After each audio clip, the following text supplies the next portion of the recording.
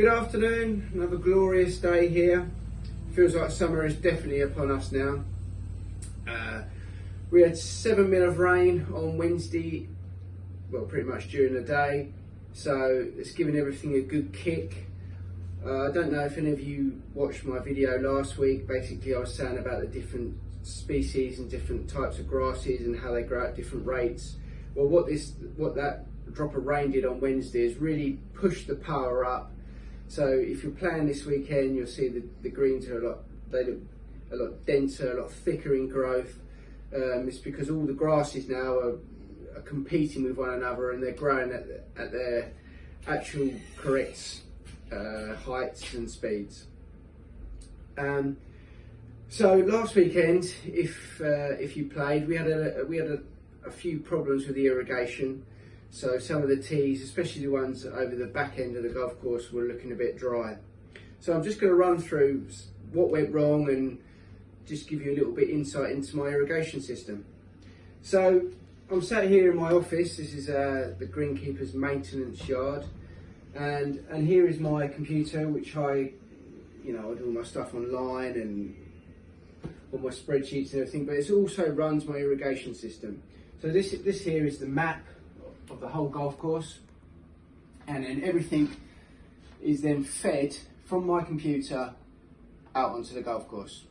Now I'm not making out to be an electrician here, but basically a signal is sent from my computer to this head.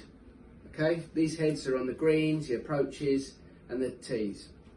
It's fed through this red cable which goes from my computer to this, which is called a decoder.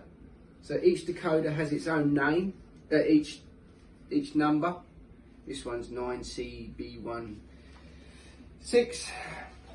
So then that is connected to the head. So a signal comes from my computer along this red cable to the decoder, which then flicks the irrigation head on and comes up. Now what happened last week, there was a break in this cable. So if there's a break in the cable, there's not a constant flow of electric around the golf course. So one break can cause a head not to come up. Luckily we found the fault. The fault was on West 2 tee, which then affected the whole golf course. The problem sorted and everything can work perfectly. So every head can come on individually because it's got its own number. So I would say, for instance, here I could go to the putting green, click start, station. I won't start it now because there's probably people on it, but start. So like the putting green's got 4 heads on. From sitting here in my office, I can start the head. But if there's a break in the cycle, then nothing can be put up by the computer.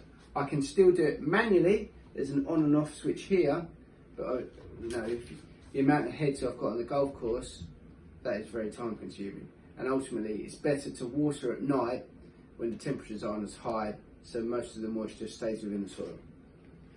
So if you're all playing this weekend, sun's out this weekend and leading into next week, hope you enjoy yourself. Get the shorts out. Glad to see you down here. Thank you.